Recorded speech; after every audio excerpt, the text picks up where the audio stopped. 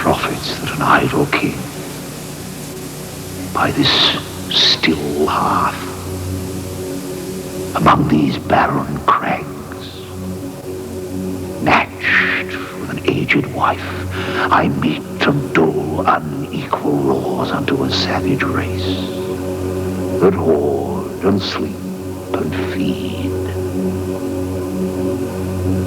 and know not me.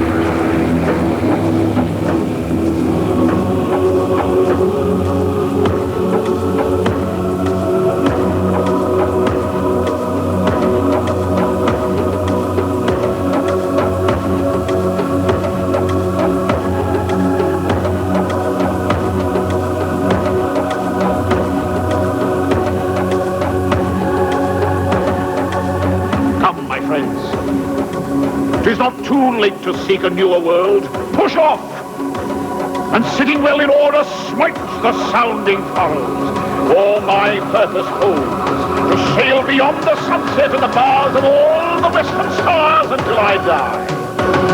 It may be that the gulfs will wash us down. It may be we shall touch the happy isles and see the great Achilles whom we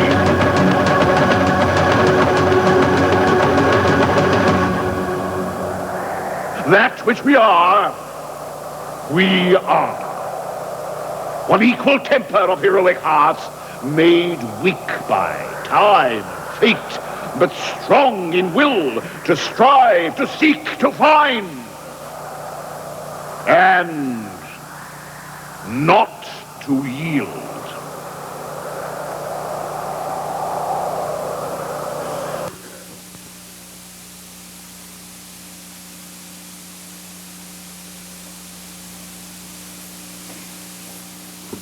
Good afternoon. I'm J.L. Albert. I'm the director of the Oklahoma State University Computer Center. And I'd like to welcome you here this afternoon to our presentation on multimedia for instruction. This event is being hosted by several committees. One of them is the Committee on Effective Instruction. We're also being sponsored by the Committee on Academic Use of the Computer Center, as well as the Learning Resources Lab here on campus. And we'd like to welcome you for those sponsors. In addition, IBM has graciously brought in our speaker today, and we'll be providing information for you on multimedia. We have begun to provide technology here on campus. Our first venture into that is the Multimedia Lab here in CITD. We provided that lab as a joint sponsorship under CITD. Their primary function for that lab is for foreign language instruction for business people and professional people headed overseas, as well as to understand the cultural mores of societies that they're going into. The Computer Center has participated in that lab in an endeavor to begin to provide multimedia authorization stations and facilities to teach with multimedia on campus here at OSU. It is only a beginning. We have begun to experience an emphasis in technology in the classroom here on campus. Part of that technology is being driven as computing, as networking, and it's migrating its way into the classroom. One of the motivating forces behind that migration to the classroom is our new provost, Dr. Bowen. Dr. Bowen comes to us from the National Science Foundation, where he served as the acting Deputy Director of Engineering. And prior to that, he was 6 years as the Dean of Engineering at the University of Kentucky. And with that, I'd like to introduce Dr. Bowen, and he will introduce our speaker for today. Thank you. I really want to welcome all of you to this event. It's a very interesting, exciting presentation, which some of us saw this morning, and I think all of you will be pleased with what you learned. We really had a wonderful response when this seminar was announced. I think it was 12 universities, junior colleges, and 4-year regional colleges chose to participate and come. And for all of you that come from off campus, we greatly appreciate your taking time to be here today. Like a lot of you, I've read about multimedia, but I'd never seen a presentation about it until a few months ago when I saw our speaker give a presentation at a meeting of university provosts, which was sponsored by IBM and took place outside of Washington, D.C. It occurred to me then that there was a wonderful opportunity to create a lot of mischief here on this campus by inviting this speaker, Mr. Hofstadter, to come to our campus and give the same presentation and really excite the faculty's interest on this campus in having similar kinds of capability here, kinds of capability that he's been able to see develop at his university, University of Delaware. So my advice is for all of you to ask your department heads and deans for the kinds of equipment to do this, and tell him not to ask me, all right? Now, our speaker, Fred Hofstadter, is Associate Provost and Director of the Instructional Technology Center at the University of Delaware. He's also a professor of music and educational studies at that university. He received his, he attended for bachelor's study at St. Joseph's College at Rensselaer, Indiana, and received a doctorate at the other OSU, one of the other OSUs, Ohio State University. And he's going to talk to us today on multimedia and instruction, and I think you'll enjoy the presentation. Thank you.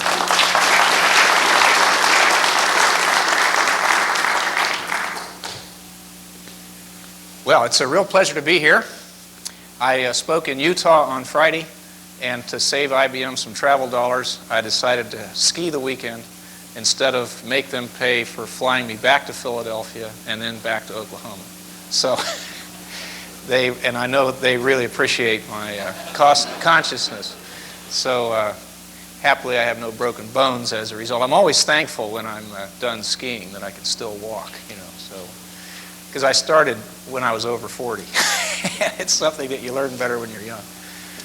So to earn my trip, my task today is really threefold. First is to show you IBM's multimedia solutions, which are relatively easy to show. We have wonderful digital imaging, full motion video, the capability to do digital audio off of a hard disk drive or from a compact disc or from a MIDI keyboard. So I'll be able to show you all that. That's really the easy part of what I'll do.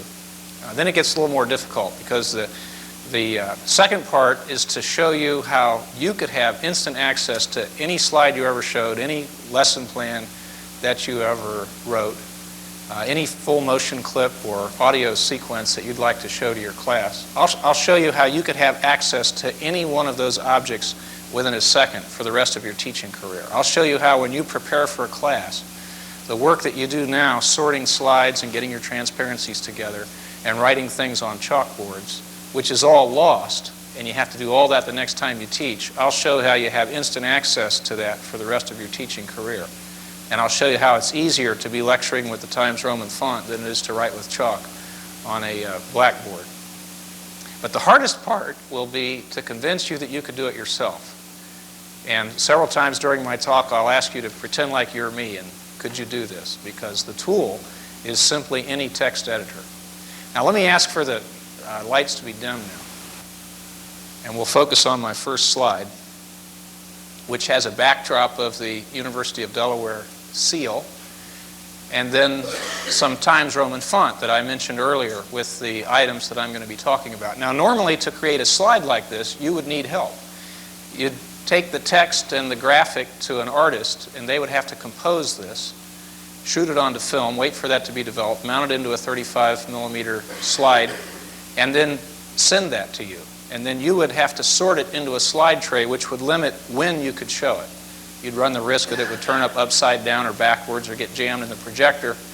And ultimately, you would lose the slide. We know that's what happens to all of our slides. It's hard to keep track of our slides. And it's a very self-defeating process. And of course, it goes out of date. What if something new happens and you want to add that to your slide? Well, then you've got that whole process to go through again.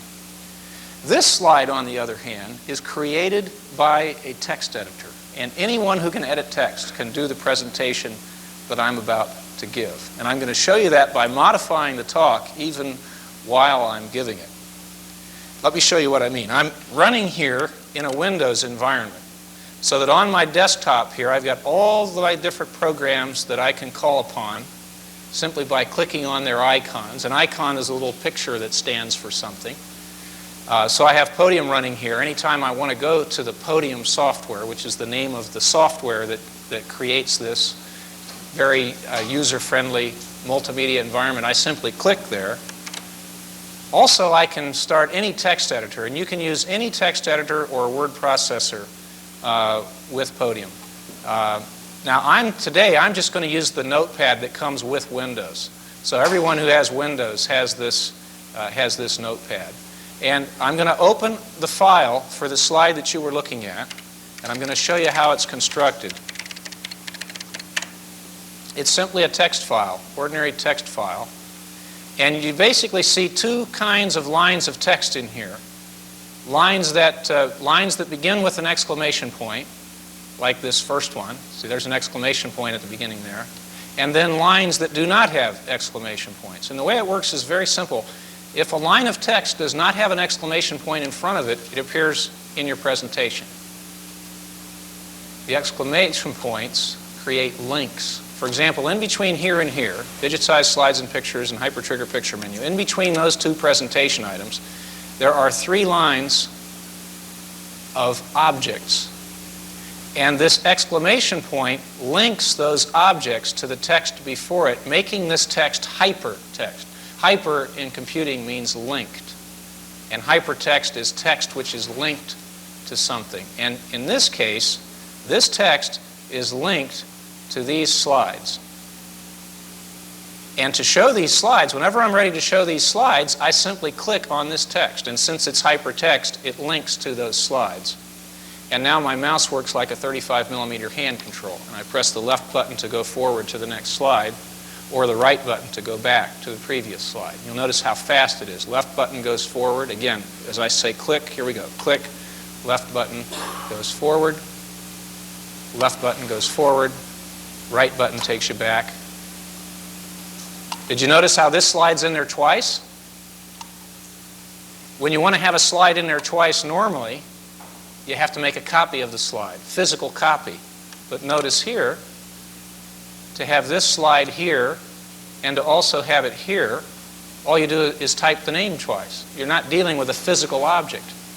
You're dealing with the name of the object. If I wanted to also have that slide appear here, I would simply make a copy of it and paste it in, is all I would need to do. Or if I want to take these slides out, I simply delete them, and now they're out. So you see how easy it is to sort slides in a tray. And there are advantages here to using traditional media. For example, I can at any time go back to the menu and choose another tray of slides, right? And there's no limit to the number of items I can have here.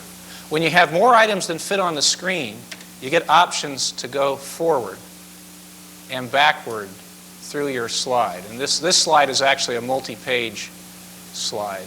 Now, most faculty don't like to see those buttons at the bottom of the screen because they tell students what your options are, see? So most faculty will leave those buttons off and use the function keys. There's a set of function keys which, if you're in the IBM world, all the software programs are supposed to follow these conventions where F1 is help, F3 is menu, F7 is back, F8 is forward, and so forth. And I follow all those standard function key conventions. But if you're button oriented, you can turn these buttons on. But again, most faculty are going to leave those off. I submit that with this technology, we have a virtual slide tray. Now, virtual means unlimited.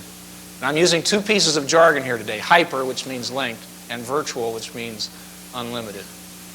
And we've got an unlimited capability to do hypermedia here. So we've got the virtual hyper.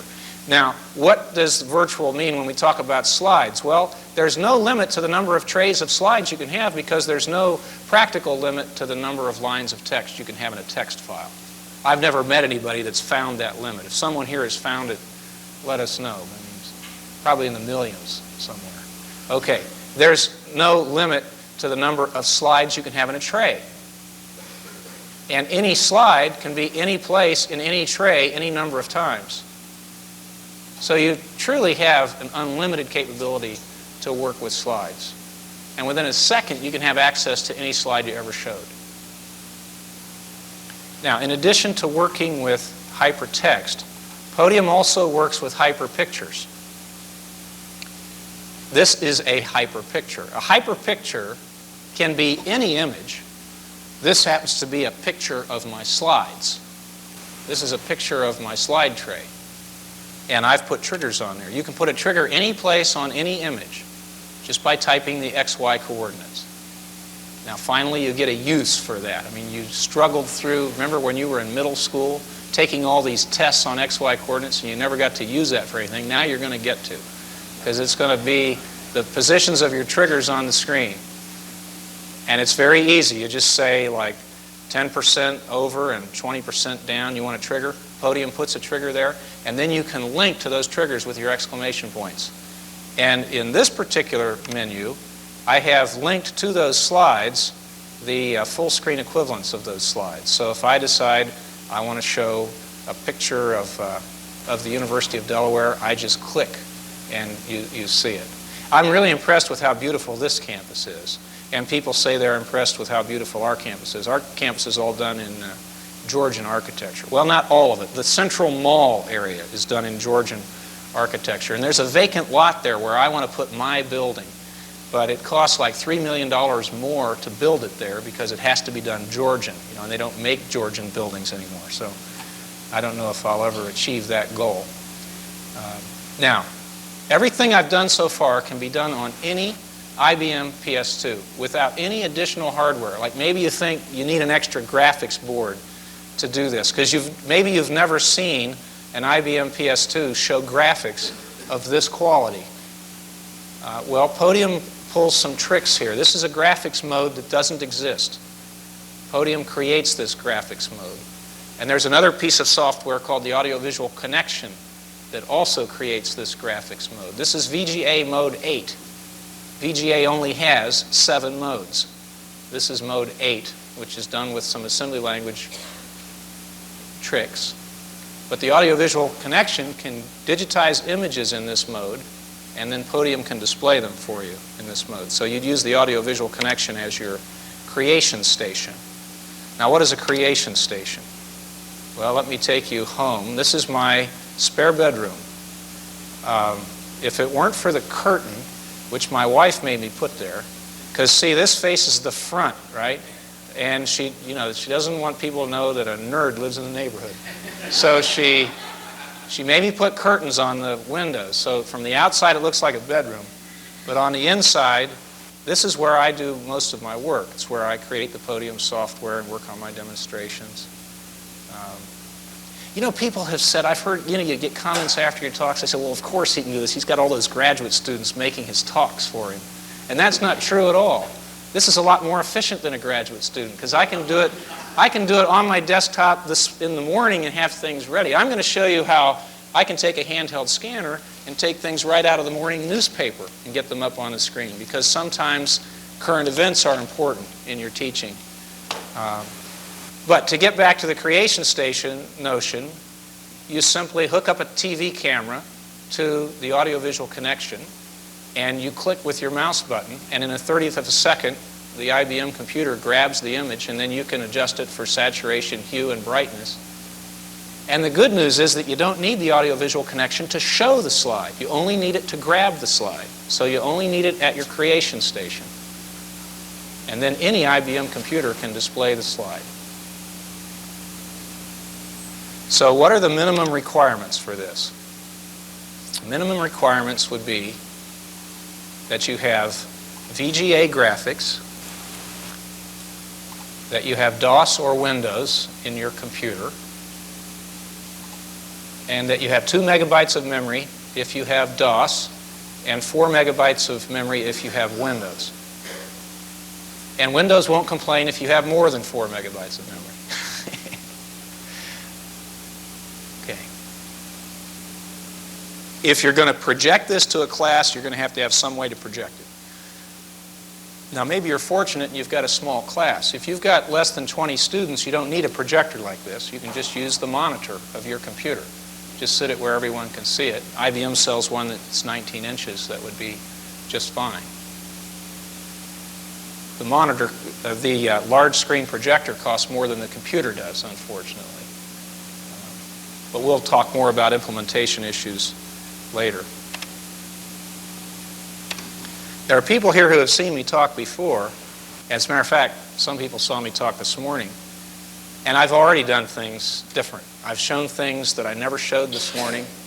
And one of the reasons why my presentations are so engaging is because I'm not driven by a tray of slides. I don't have to wonder, what am I going to talk about next? I can't remember. Click the button. Oh yeah, that's what it was. Instead, I can really create my talk because I've got all my media. I can get to any slide, any audio clip, any video clip within a second, and I can create the talk while I'm giving it. And each one, as a result, is different.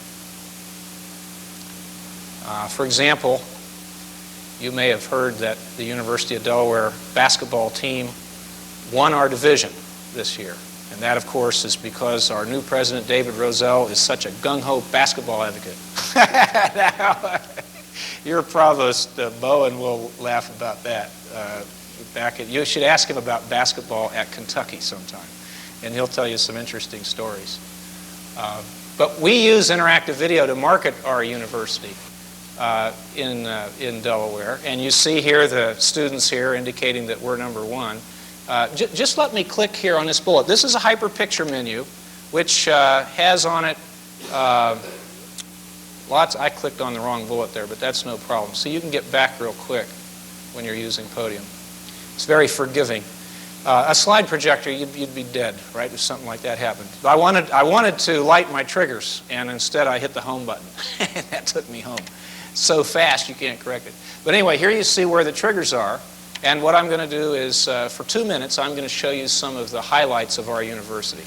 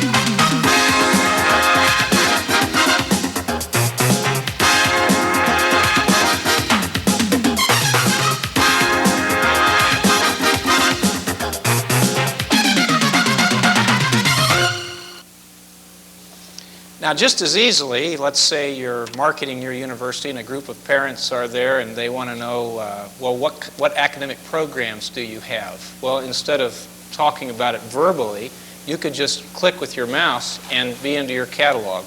Our academic program is divided among 8 undergraduate colleges and gives you a choice of 100 different majors. You may enhance your studies through our undergraduate research program. And this is very effective in attracting students to the university. We're one of the few universities on the East Coast that have a gain in the number of applicants. Most of them are falling off.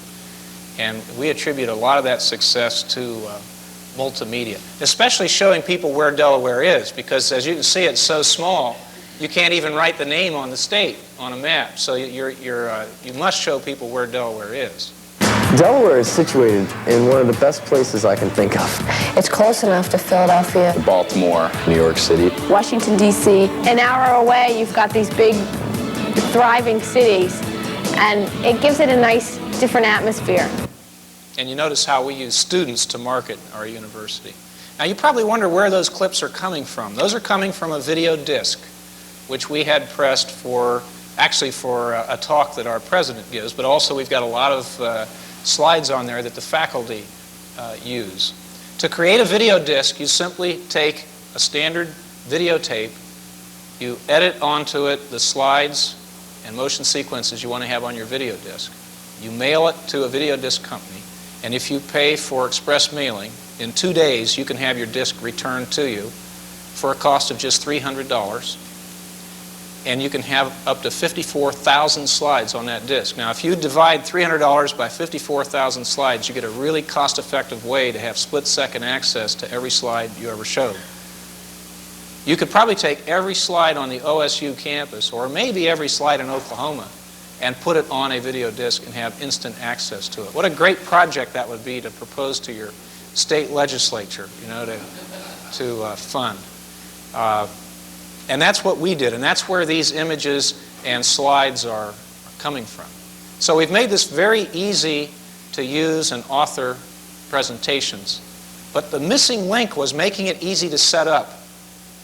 You know, if I were to not show you the next clip you may leave being impressed by what you've seen, but you really wouldn't think you could do it yourself. I mean, maybe you believe now that you could take a text editor and you could create any bullet that you want. You could make this say anything you wanted. Like instead of saying Podium for DOS or Windows up here, maybe we want to call this Linking for Learning in Oklahoma. Okay? Linking for Learning in Oklahoma. Maybe I want my title to be that. So I save that, return to my slide, and that change takes effect and you have it on there. And you can get any word any place on the screen that way in a variety of different templates. We're just taking the default here.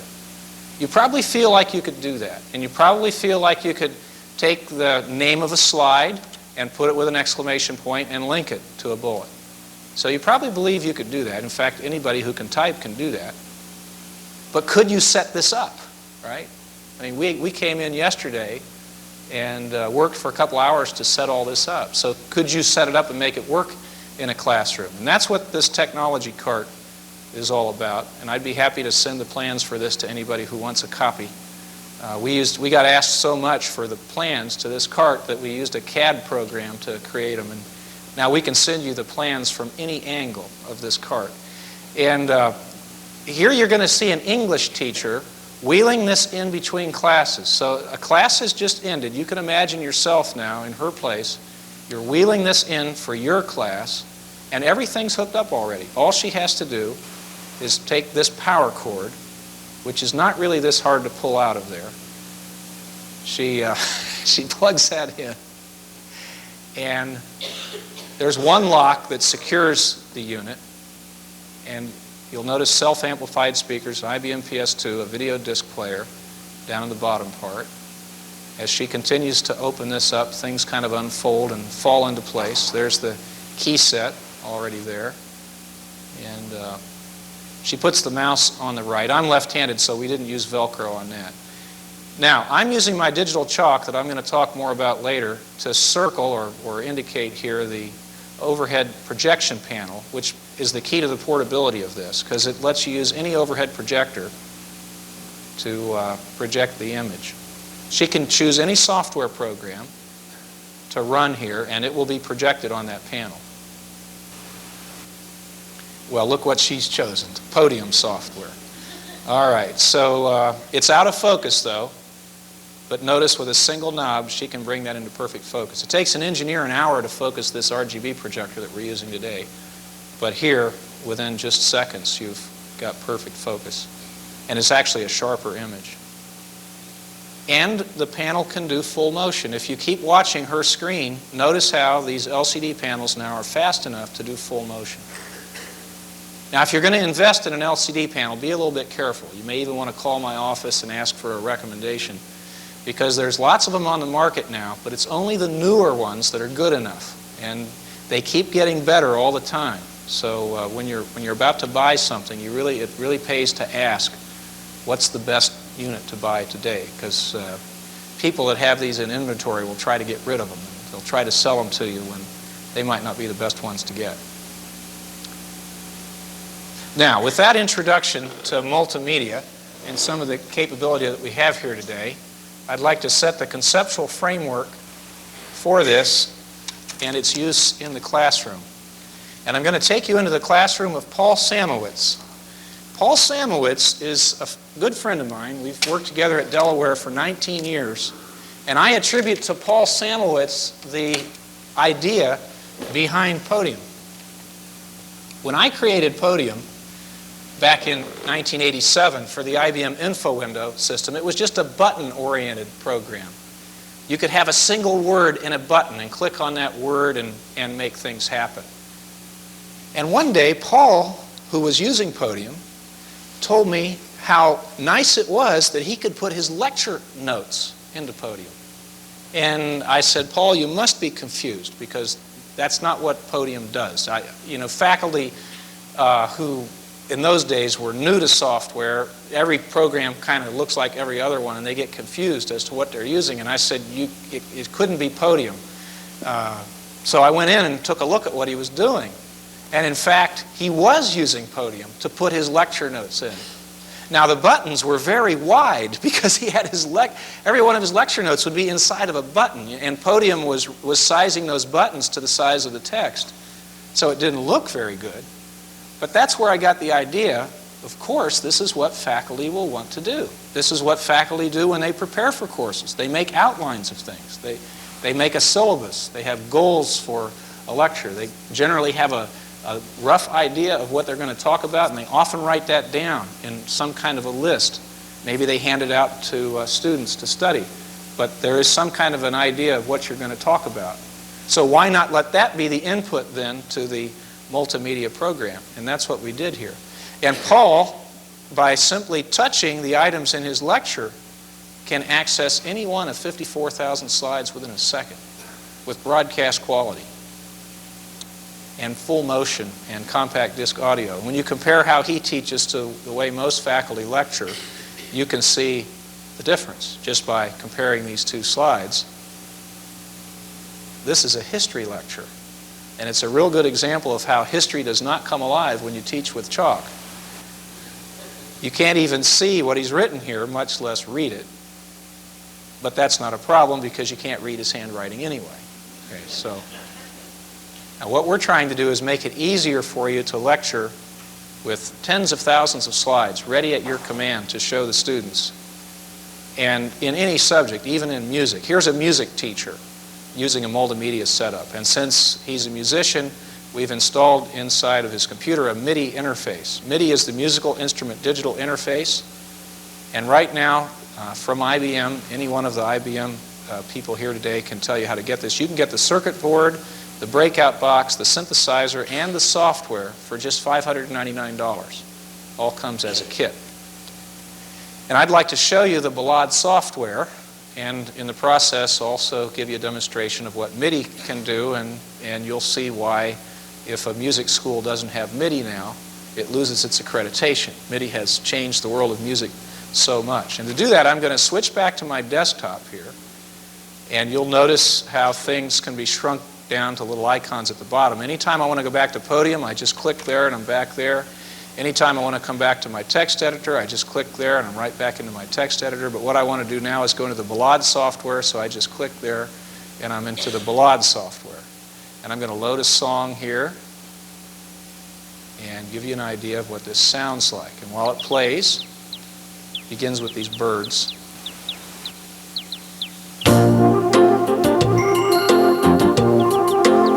So if you know how to use a tape recorder, this is intuitive. Stop, start.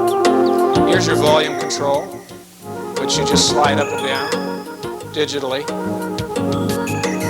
You can make your own music -1 situation. Music -1 means you're trying to learn how to play an instrument, and you'd like to have an orchestra accompany you while you play that instrument. So if it's the flute, take out the flute or the clarinet, or maybe it's the oboe, or maybe you're playing the drums. I'm going to take out the drum track. See how you can take any track and remove it, or make it louder, or slow it down. This is very effective, like when you're learning to dance. Have you ever wished that you could dance well, but you never really could learn well because it was going too fast? Well, the Rockettes actually do this every day in New York City. They use MIDI to slow down the music so they can learn these intricate choreographies that you could never learn at speed. And then over a period of weeks, they gradually increase the tempo. And they can simulate what they'll sound like in Carnegie Hall by increasing the reverb. Or you can find out what this would sound like in your BMW without having to buy one by taking all the reverb out. Or if a high note's coming and you're not Whitney Houston, you could just transpose it down into a more comfortable key. And of course, you could reorchestrate it. You can choose from hundreds of instruments that you audition by just clicking with your mouse. There's several pages of these: pianos and organs, accordion, brasses and bass instruments. There's a bell sound in there that's nice. And of course, if you're a musician, you'd also want to have the capability to look at the notation, which you can cut, copy, edit, paste, and print with laser printers, and even hook it up to a Linotronic typesetter and feed your music directly in. And this is transforming every aspect of music. There isn't a single job in music that hasn't been changed by the computer and really altered forever. So basic skill for a musician now is to know how to use MIDI. And the accrediting agency requires it. If you don't have MIDI, you can't be accredited anymore as a music school. So that's been exciting. Podium, meanwhile, is waiting for us to come back and do whatever we want, anytime we want. And what I'd like to do now is show you how effective you can lecture with video disc. Now there's a catalog that I use to find out about video discs. It's called the Video Disc Compendium, and I recommend this to you. It only costs $30. And for $30, you get the current issue and the next 2 updates to it. It's organized according to subject, so you've got agriculture, art, business, career guidance, classics, computers, electronics, foreign language, health, history, instructional technology, language arts, language skills, math, music, phys ed, teacher training, and industrial training. And to get this catalog, you would write to Emerging Technology Consultants in St. Paul, Minnesota. And I could now use any one of 2,000 video discs to illustrate the effectiveness of using full motion video in teaching. Now, I could do the Tacoma Narrows Bridge collapse, which has been the most popular, but some people saw that this morning, so I could do whales instead, unless the people that saw it this morning want the people this afternoon to see it. What do you want, the bridge? Everybody always wants that, you know. So, assuming that's what you would want, I already had that disc in the player. All right, so this bridge was constructed beginning in 1937, and it was first opened to traffic in 1940. It was designed to withstand a hurricane-force wind, but engineers at the time didn't understand very well that steady winds do not exert steady forces on bridges. Okay, and you're going to all understand why that is. But first, let's look at what this wind would do to the bridge. And some people were afraid to cross the bridge because of the way it would start moving. After the Tacoma Narrows Bridge was open to traffic, its unusual behavior was noted by a number of motorists. This behavior was described by an engineer associated with the bridge project. Immediately after the bridge was put into service, many motorists who crossed it commented on the extraordinary oscillations of the roadway. These oscillations, or waves, were sufficient to cause discomfort to occupants of cars, and some motorists made long detours to avoid recrossing the bridge. The oscillations were in a vertical direction, some having up and down motion as large as 5 feet. The amount of up and down motion did not seem to depend on the wind speed. Now, when this bridge collapsed, the engineers knew they were in trouble. So to prove that they met their design criterion, which was to make a bridge that could withstand a hurricane, they made a little model of the bridge and they put a fan next to it and they turned the fan on high to prove that the bridge would have withstood a hurricane-force wind. This experiment shows a high-speed constant wind.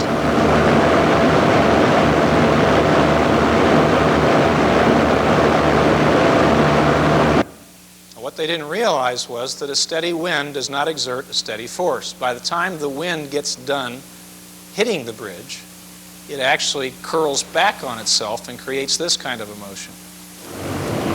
In this experiment, the effect of a low-speed wind with a high-frequency pulsing action is demonstrated. So you'll all understand that better than the engineers did by the time I finish. But first, let's just watch the bridge collapse. And while it does, I'm going to play John Madden with my digital chalk. To access the chalk, I just hold down both mouse buttons and draw away. I can draw anything I want, circle things. And what I'll do is you'll see me circle the reporter who is standing on the bridge and draw the path that he's going to take to run off the bridge, because he's on there getting the evening news story while the bridge is falling. So you'll see him just narrowly escape with his life. Microsoft just announced the John Madden tool as part of PowerPoint, and I felt kind of good about that because I've had this in Podium for a year already. Anyway, let's watch the bridge collapse, and I'll show you the reporter. I made an effort during a momentary decrease in the violence of the bridge motion to reach the car, but the car began to shift about in a most alarming manner. While I was out on this portion of the span, I took the opportunity to examine the state of the bridge. As far as the eye and ear could detect, the oscillations were causing no distress in the girder. Then, as I was sighting along the outside edge of the bridge, I saw a distinct break in the steel I-beam. From this point on, failure occurred so rapidly that observation was difficult and impression and fact are somewhat mixed. Kind of a bonus you get with your mouse is a pointer that you can use to ask people whether they agree that what you observe here is a distinct break in a steel I-beam. All right, now let's get into the physics behind this. Let's take a look at the wave shape that destroyed the bridge. 2 times the fundamental frequency does establish a standing wave with 2 antinodes. So the pulsing action was twice the fundamental frequency of the bridge. And that's what set up this dangerous sympathetic vibration. But what the engineers didn't understand is that a steady wind, when it hits the bridge, does not exert a steady force. And this simulation will show you why as you see the wind blow against the bridge. And if you think of this eye here as the I-beam of the bridge, you can see what happens as the wind blows against it. Notice in this model of flow around an I-beam shaped object of how the fluid forms circular patterns of flow called vortices on the downwind sides of the structure. It is the formation and shedding of these vortices that gave rise to the fluctuating forces on the Tacoma Narrows Bridge. Now you'll notice how well timed my lecture is, and that's because I am in control of the media. Now I know that you do a lot with instructional television here in the state, and normally when you're making an instructional television show, someone else is controlling the media for you, and your timing isn't quite as good. If you had this installed in your television studios here, you could be in control of your own media. So to go back to that former clip, I just click and I'm there. Or to go back one again, I just click and I'm back there. Or if I decide I don't want that, I want to move forward, a mouse click gets me forward. Or if I want to start the clip, click the mouse. Notice in this model of... Or if I want to go back to my menu, just click the mouse. I mean, you can be in this instant control of your own media in your television studios here. You can tailor so well to the level of audience you have. Like if I had a group of mathematicians in here, I could make this real quick by just showing this equation. We can use Hooke's law to write down the total force on the bridge when it is displaced in the vertical or y direction. To a mathematician, that's all you need to do. I mean, show them an appropriate formula and they'll understand. A mathematician looks at that and can see that, can visualize that wind circulating against the bridge and creating the vortices that led to its destruction. But you may not all see this equation that way. So let's call upon Ella Fitzgerald. For those of you, for the left-brained people in here, we'll call upon Ella Fitzgerald, who gives the master class on sympathetic vibration in this Memorex commercial. When the effects of sympathetic vibrations are startling, they can be used to try to sell you something. Can the amplified voice of Ella Fitzgerald shatter this glass? Believe it. Listen to Ella Fitzgerald on Memorex cassette tape. Can Memorex shatter the glass? Now we ask, is it live or is it Memorex? See some interesting editing that you can do. Now, once again, I've probably impressed you with what you can do with multimedia, but my goal is not to do that. My goal is to convince you that you could do it yourself. So I want you to pretend like you're me. Pretend like the video disc in the player is one that you just had pressed overnight. It was returned to you. And you want to find Ella Fitzgerald's picture on there, and you want to put her in your lecture. You want to create a presentation item in your lecture called Ella Fitzgerald. So you go to your text editor, you open the presentation file, or create it. It's not already there. This is the presentation file for the lecture I just gave on the Tacoma Narrows Bridge collapse. This is the total amount of work I had to do to create that.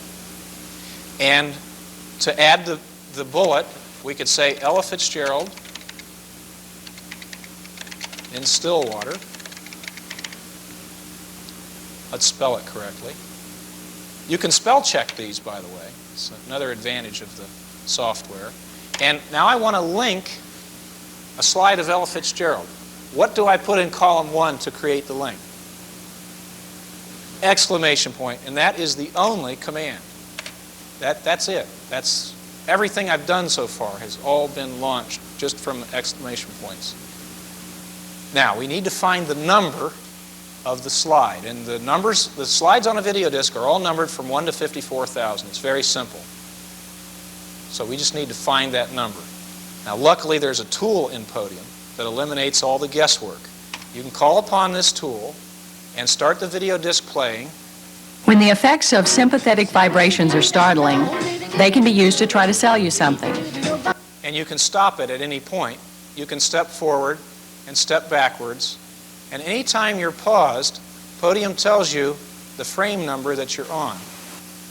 And you can see a nice picture of Ella Fitzgerald that we have found at frame 47619.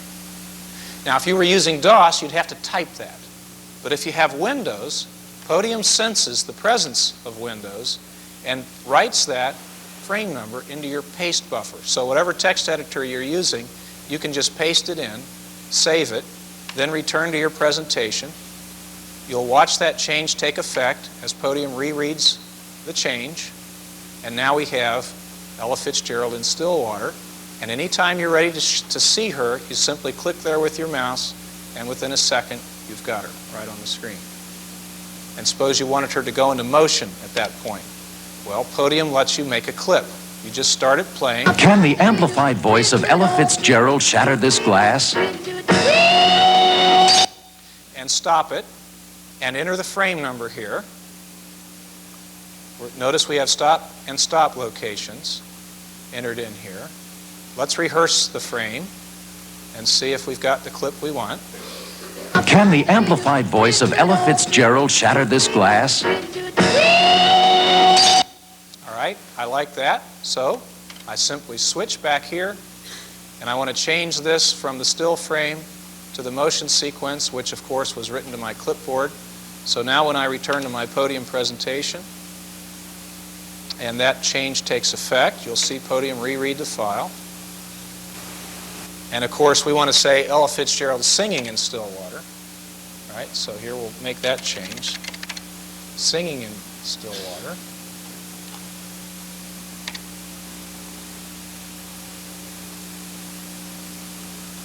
And you click, and now you have a motion sequence. Can the amplified voice of Ella Fitzgerald shatter this glass?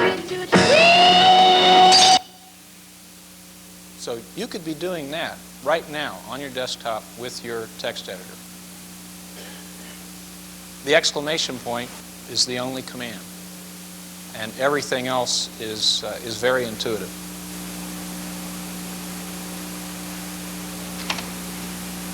But what about something that just happened that you don't have on your video disc? Because the video disc implies that you've done some assembly ahead of time, or you bought a pre-existing video disc. But maybe you're teaching something where current events are important, where a stock report might be real important, or a graph out of the paper, or maybe a disaster has happened and that affects your course, or politics, like when the Berlin Wall was raised. That could have been important to your course. Or maybe you're teaching political science and you're basing your class on the primaries and all of the statistics and the predictions that go on there, and what happened in the New York primary would be important. Well, those results are in the newspaper this morning. Now, let's say you've got a class a half of an hour from now, and you want this. You don't have access to a transparency machine. You don't have time to make a slide. So you're probably going to go in there and just write something on the chalkboard. But let me show you how much more effective it would be if you used a hand scanner. There are dozens of hand scanners available now, and they've become so inexpensive.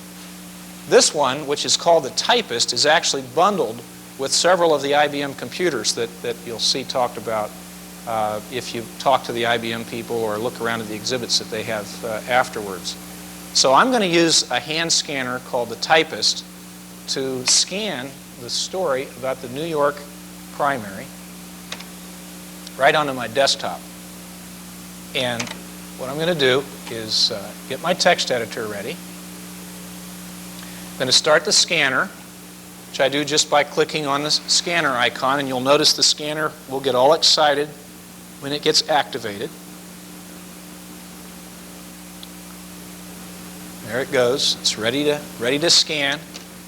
And to do the scan, I simply tell the scanner that I want to scan text. And I open my text file. Let me put this up here where you can see it. I open my text file, and I'm going to simply put the scanner over the text, press the button on the scanner, and pull it down over the text I want to scan, and you'll see the software go to work on that text. And it's going to try to figure it out. Now it's doing the same thing it did this morning. For some reason, it read the text sideways. And it did that this morning also. So what I did was I said, well, let's just try it again. And when I tried it again, then it read it in the right way, which it's doing now. So who knows why that is. But anyway, we won't worry about it, because still it would have taken us a lot longer to type that. Now let's give this a title. Let's call it New York Primary Results. And let's also give this a style. Let's say that we want this to cluster onto the screen. You'll see what the cluster template does here in just a minute. Now we're going to save this. Let's save it as OSU. And I want to link it now into my presentation. So to link it, I simply type an exclamation point. Well, I need a bullet first. Let's think what we want to call this. Let's call it Bill Clinton cinches. How do you spell cinch? Is that with a C? Cinches the nomination. They're claiming that it's statistically impossible for anybody to beat him now. Who knows? But that's what they're saying. You know, Tsongas beat Brown, and he had withdrawn from the... So anything can happen, right? Now Tsongas is saying, maybe I ought to get back in the race. Maybe I'm not so bad after all. But of course, a rational person knows that Brown is just destroying himself by attacking Clinton on issues that are already decided instead of on the real campaign issues. So, and that's kind of sad. You know, the Democrats always just destroy each other when they... But let's not start talking about politics. Anyway, what we want to do is link... We want to link the slide we just made.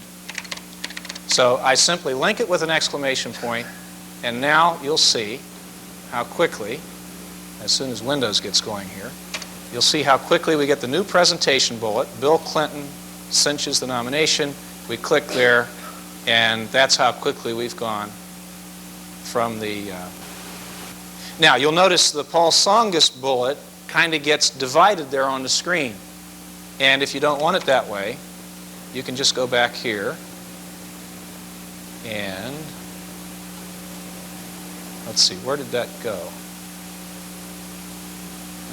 That's untitled. We had that. I must have closed the file. That's what happened, isn't it? I shouldn't have closed it. That's no problem. So what I want to do is I'm going to put another line here, which will move that down. And then this will, well, still on there. We'll put another line in there. And now if you want to know about Tsongas, you can page down and find out what happened to him. But this is all we wanted. I would probably actually delete that other paragraph. Now, I hadn't really spell checked this or anything. It looks like the scanner did a perfect job, doesn't it? I don't see any mistakes there at all. Sometimes you have to go in and edit a character or two that it might get wrong.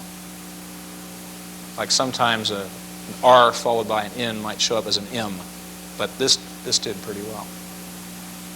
So to make it even more effective, maybe we ought to put Clinton's picture behind here. And his picture is on the front page, very prominent. So let's see if we could do that. Let's go back to our scanner software. And this time, let's ask the scanner to scan an image. And we'll try scanning Clinton's picture.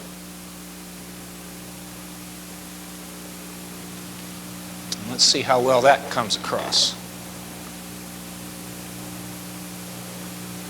Well, it was doing pretty good until it got down to his chin. Let's try it. Try that again. I may have moved this a little too fast.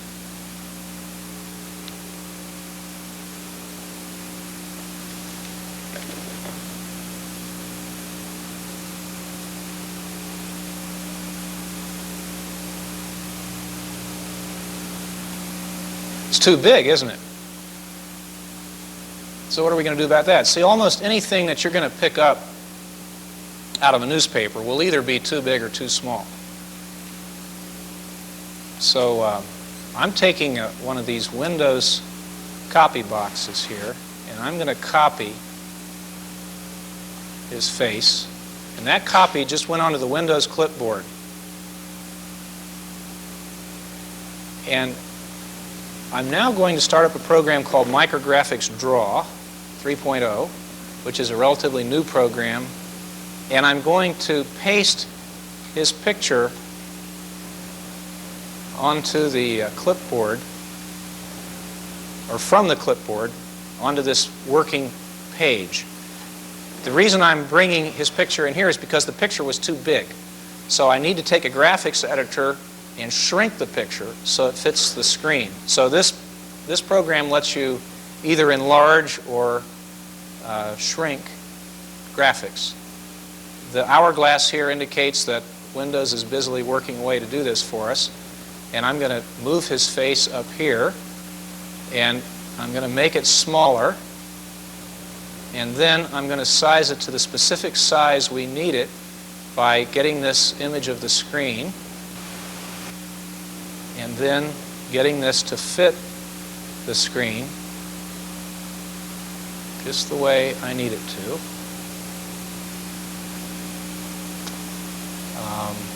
Okay, that's going to make him look a little fat. And I'm going to do a little experiment here. I didn't do this morning, but I want to see if this will work, and I think it probably will. Okay, I won't tell you what it is yet till we do it. Okay, and I can also color it, so I could look at putting him up here in different colors. And blue is a good color. So let's export him. Let's see, let's export this picture to Podium as a PCX image, which is the file format Podium uses. We'll export it in color. The program is lying to us. It says it's 100% done. There we go. Now it is done. Okay, so we'll exit. Come on, mouse. Here we go. The mouse is getting stuck. There we go. Okay, so we don't want to save that way because we exported it already. What we want to do is go to our notepad where we have that, and underneath the picture, the way you underlay a graphic is before the title of the graphic, you simply type the name of the picture, and let's give this a special effect. Let's ask this to stripe onto the screen for 2 seconds. We'll kind of have a special effect from that. And we'll save this. And now, if I've done everything right, when we return to our presentation here, and that change takes effect, you should see Clinton stripe onto the screen. And then the text gets overlaid. Of the video disc with compact disc soundtracks. And here, for example, is George Winston's Winter into Spring. Wouldn't this be nice, putting aside what you could do with it in the classroom, wouldn't this be nice to have in your office, right? When you're in between classes, if you wanted to hear a song, you'd just click on it. And there it would come. You want to hear this song or this one.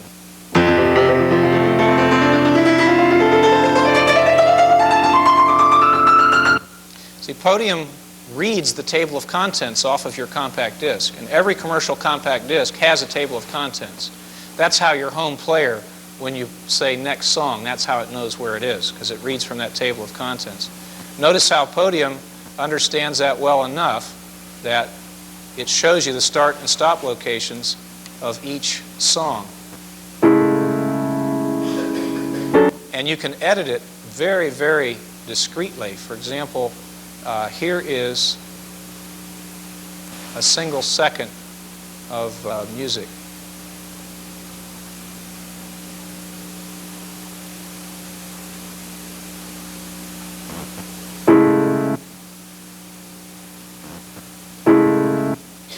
Okay, let's see how discreet this can be.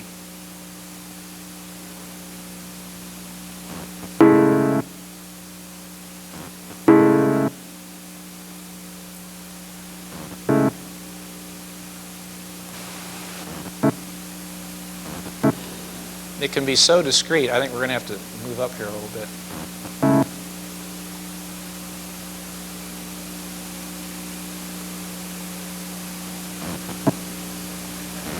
So, in other words, down to a 75th of a second, you can edit your music. You can get it to start and stop exactly where you want it to.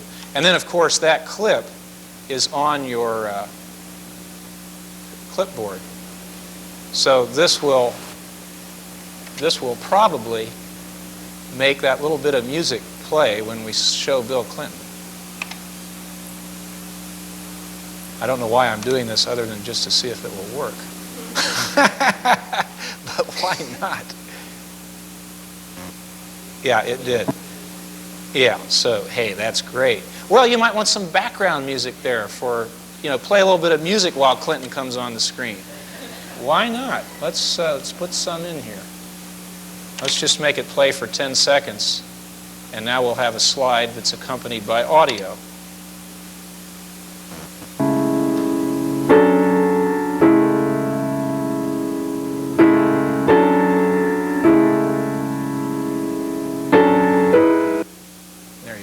So you can make all kinds of effects. You'd be amazed what a little bit of music will do in a situation. It can be very, very powerful. Oh, I promised to show you how this can be used in instructional television as well. Let me just let me get you to the. Now this shows the power of, because I didn't plan to do this, but I'm doing it because I know you've got a big instructional TV system here. And what I did is I just linked to a speech that our president gives, and I've got the wrong video disc in the player. So you're seeing instructional television there with the Tacoma Narrows video. The one limit of video disc is that the player has no idea what disc is in there. Whereas with compact discs, they put headers on the discs so you can tell what the disc is that's in there. The video disc player has no way of knowing whether you've got the right video disc in or not. So as soon as that spins up, the answer to this problem is DVI, and the new version of Podium works with that, digital video, where instead of using a video disc, you're using your hard disk. And your hard disk, of course, knows. So we've got 3 classrooms constructed like this one. That hand that you see there is the professor's hand, and it's showing you how he can write very small things and, of course, have it magnified through the instructional television. So the faculty videotape lectures for the FOCUS program, which is our flexible options for continuous university study, we uplink through NTU, and we also distribute on videotape. And our faculty have come up with some innovative approaches to teaching in this facility. We have the IBM PS2 in each one of the classrooms.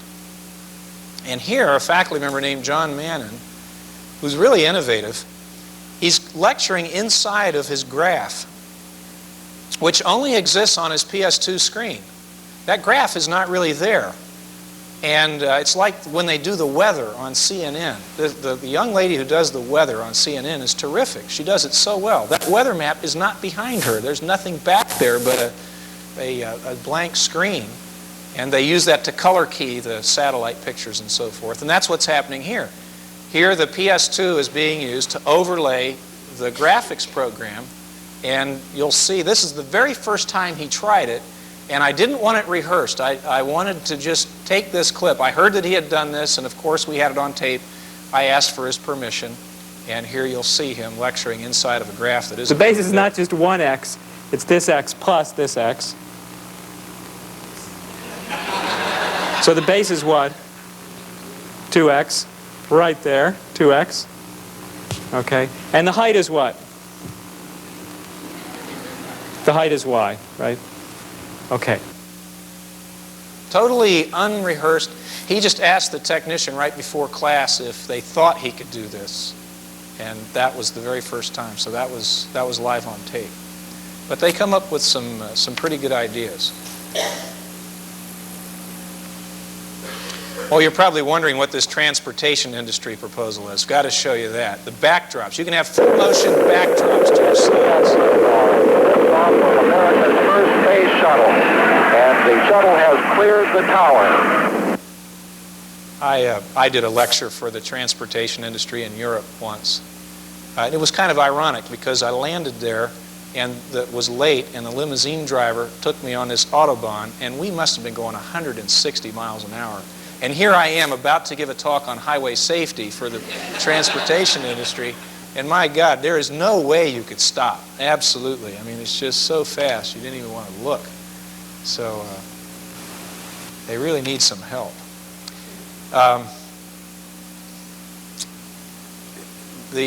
Again, in terms of supporting multimedia, you would establish a slide scanning service. And I've got a paper about this. One of the handouts you have is a paper I just did for Educom about supporting faculty use of multimedia, the things that you would establish centrally that you would do for the faculty versus the things that faculty could do on their desktops. If you got real interested in this, you might want to schedule a workshop. We have a 3-day workshop that we do. You could come and take it at the University of Delaware, or we could come and give it in Oklahoma. And at the end of 3 days, you become a master of multimedia.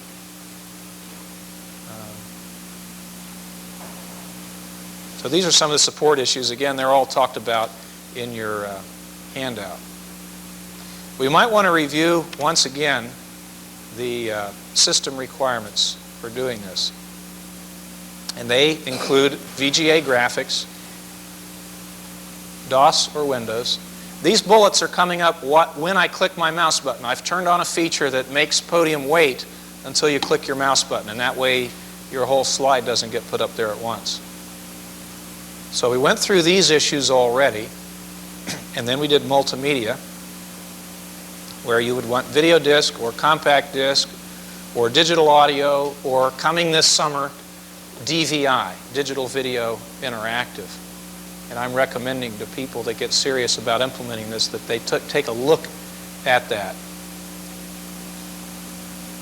To do what I've done today, to duplicate the hardware that's down here, you would essentially have what was in this multimedia technology card. This is essentially what we've worked with today. The question is whether you would get this IBM InMotion video adapter, which is what I use today, or if you'd want to get a DVI card, which lets you do everything we did today, plus DVI. I'm programming the new version in such a way that everything I did today will still work with it. And plus, you can do the digital video, meaning that you don't necessarily have to have a video disc player. You just need a large hard disk drive, because the DVI files are large. But, well, if you're using PLV format, they're 150K per second in size. And if you're using the RTV format, they're even bigger than that. And it depends on how you set the options in there. But you can then have your video on a network. You can have it on a CD. It costs even less to make a compact disc than it does to make a video disc. And you can store up to 72 minutes of digital video on a compact disc.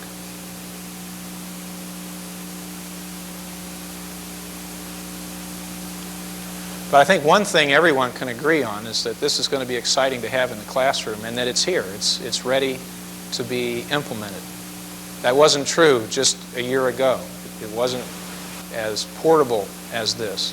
It wasn't as easy to use as this. And you can see how people have been hard at work making it easy and making it portable. And the industry's really been helping us, because we're getting bigger and bigger disk drives.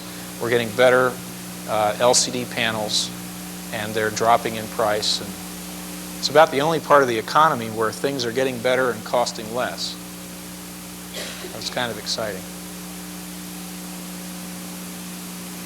Now, I'd be happy to answer a few questions. Yes, sir.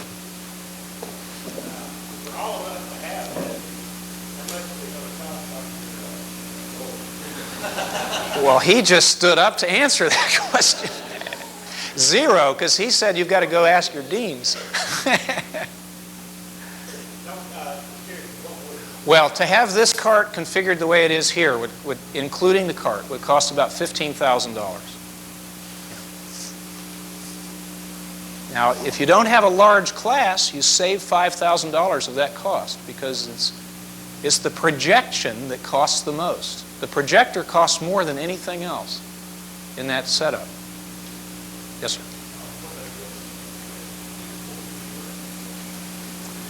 Well, my recommendation today would be to take a look at the products by InView, and there's one called the ViewFrame Spectra Plus, which just was announced a couple of months ago. ViewFrame Spectra Plus.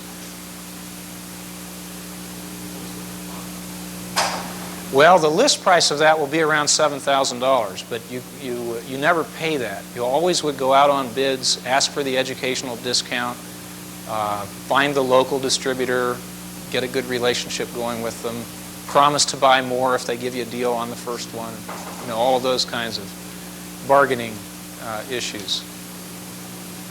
If you're really constrained in budget, the least expensive approach is to just connect the video disc player to a TV set or a daisy-chained series of TV sets. But then you don't get to project the computer graphics. You're just going to have the video. But you can go that route. And there's an awful lot of good you can do just with video. Yes, yes, sir.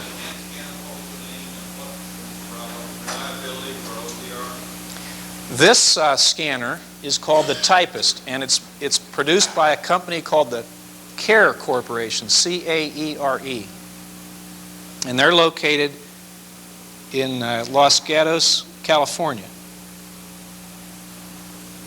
So it's the CARE scanner. Now, the accuracy is not always 100% like we had it today. We just got lucky. Normally, it will have a little flaw in it here or there. And when it doesn't understand a character, it puts a little squiggly. I don't know what it's called, but it's the top character on the keyboard there. It puts, what do you call that? That's right, it's a tilde. It puts a tilde there. So you could, if you're scanning a long document, you could search for tildes, and then your text editor would show you each place where the scanner didn't understand something, unless it happened to be a tilde. Yes.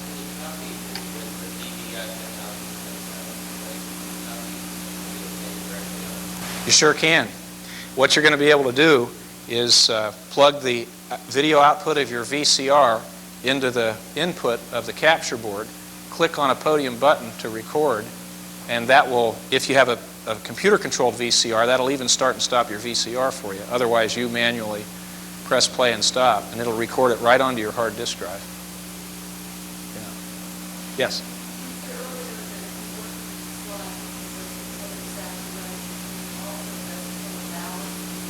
Absolutely.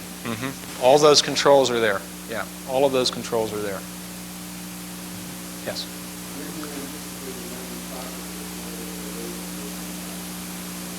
Well, you could do it now if you wanted to buy the machine that makes the laser discs. You know, and places that are really into this in a big way have those kinds of players, but they cost tens of thousands of dollars. And you're probably not going to be making that many discs. You'd have to make a lot of discs before it would cost less to buy your own mastering machine. And it would go out of date in a year or less, because they keep improving on those all the time. But you can buy them right now. You can buy the machine that presses the discs if you want to, but they're expensive. Yes?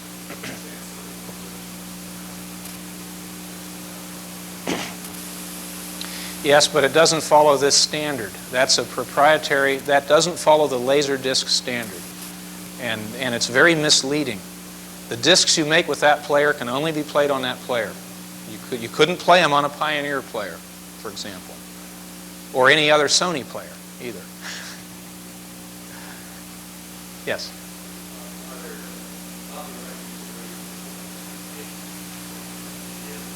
Well, there are. If you're teaching a credit class where all of the participants are registered in the class, you're covered by the fair use part of the U.S. copyright law. And that's worth having a look at. You can ask your librarian for a copy. And read it yourself. Don't take anyone else's word for what it says in there.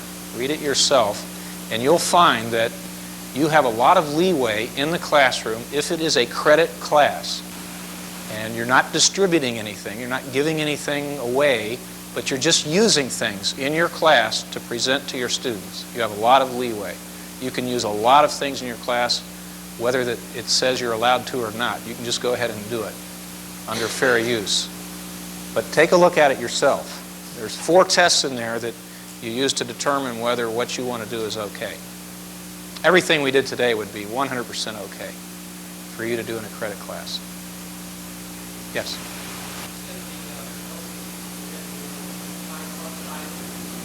It's the most expensive item in this list, yes.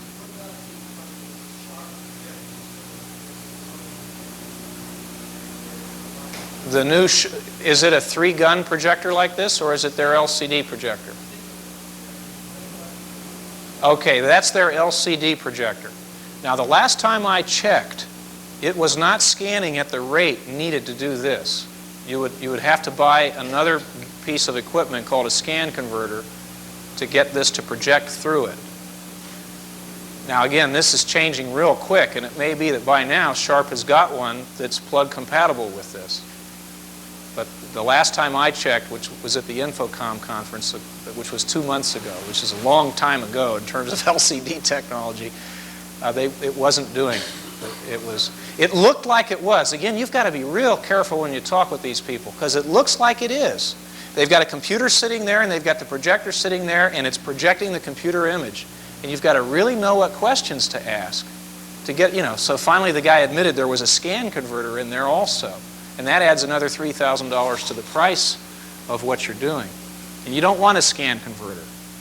You want to avoid that. You want to buy the right projector in the first place. You shouldn't have to buy a scan converter unless you're going to uplink it on a satellite or something. Then you would need one. But you shouldn't be getting one to hook up to a projector. Get a projector that scans at the right rate to begin with. You don't want to put your money into scan converters. Yes? Well, they're very good. You mean with 3D glasses and that kind of thing? Those would project right now. You could project those with this projector. Sure, that would work. Yeah, sure. But there are different technologies for that, but yeah, sure. You could do that. That would work. Yes?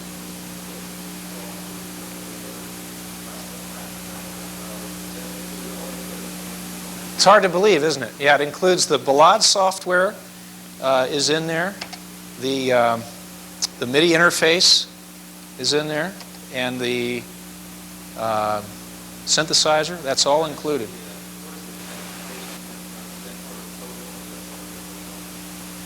That's in Windows. The basic ability to cut and paste is a Windows feature. And then, yeah.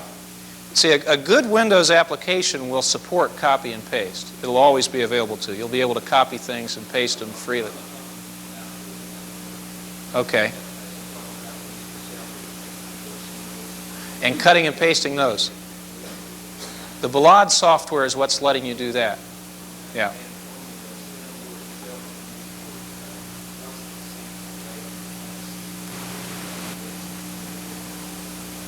Well, it's not a sampler. It's a synthesizer. See, it's synthesizing the music. No, it's not a sampler. Although it has sampled sounds in it. It's got about a megabyte worth of sampled sounds in it. Are you a musician? Let me impress you with something. Dim these lights for a minute. There may be some musicians in here. Okay, this is a program called Cakewalk. And I just want you to hear what the real capabilities of this synthesizer are, because it's amazing. If I didn't tell you that this was done by a synthesizer, you might well think that this was a compact disc playing. But this is coming from the synthesizer.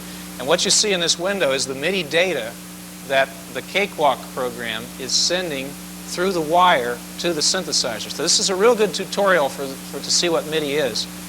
The green notes here are control changes. The yellow ones are patch changes, meaning that the instrument changes, and the white ones are the notes that you're going to hear. So here we go.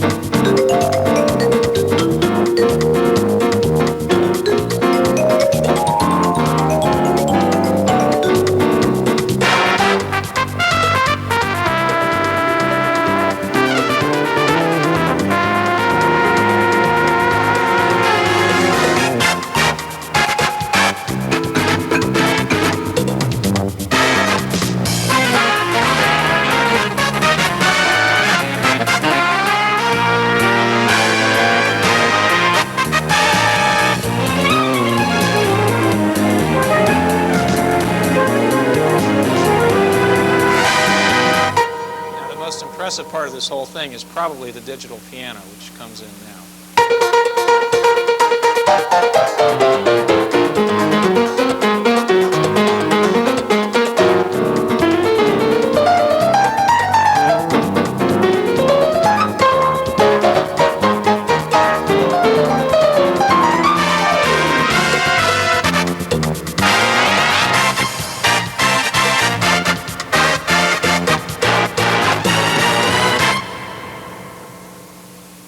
So it's pretty exciting.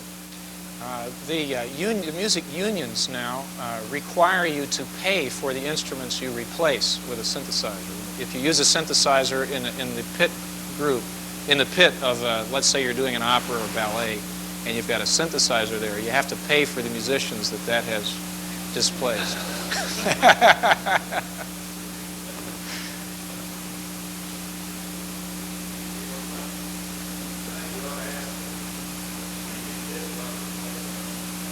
Well,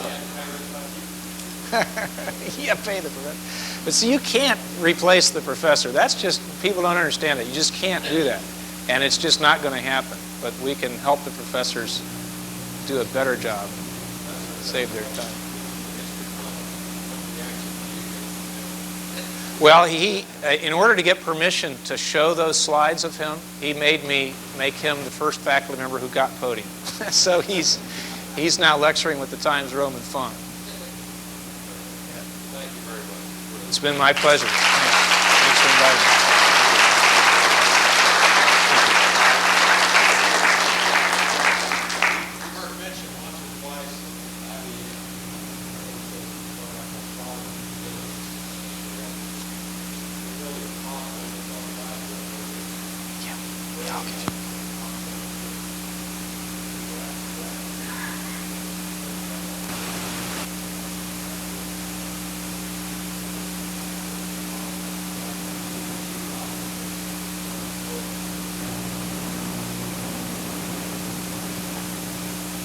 I just want to say a couple of things before we conclude. I hope that everyone is more excited now about multimedia technology and what it can do for you. Hopefully people will go back and follow Dr. Bowen's lead and start creating that mischief. And if there's anything I can do to help out with that, I enjoy doing that. So please give me a call. The other thing, when we're done, I don't know if you had an opportunity or not, but there is a multimedia lab on the second floor. It's called the Culture and Language Resource Center. I believe JL probably mentioned it. There are additional demos available there, so if you have an opportunity and you can stop by, you can see some other examples of multimedia technology and what that can do for you. I do want to thank Dr. Hofstetter for attending, or for presenting today, and we're real interested in your feedback on the session, because we'd like to do more of these seminars, and your feedback will be real important on that.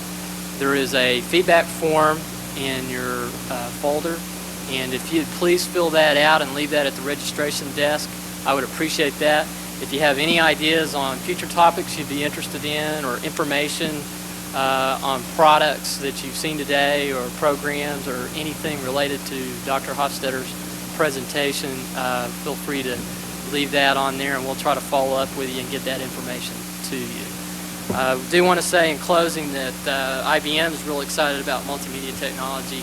Our Consulting Scholar program is one example of what we do in trying to create awareness and provide some ability to do some planning and implementation of multimedia. Dr. Hofstetter is one example of a relationship we've built there, and we're very appreciative of his efforts. We have many other programs and to bring to bear on helping you with multimedia, and if there's anything we can do to help you out, please give me a call, or if you're from out of town, give your IBM rep a call. We're real excited about getting this into the universities, particularly in Oklahoma. Finally, I'd like to thank OSU and the sponsoring committees, and particularly Dr. Bowen, for giving us the opportunity to bring in Dr. Hofstetter and show you a little bit of what you can do with this exciting new technology. Thank you for taking the time to attend. Appreciate it.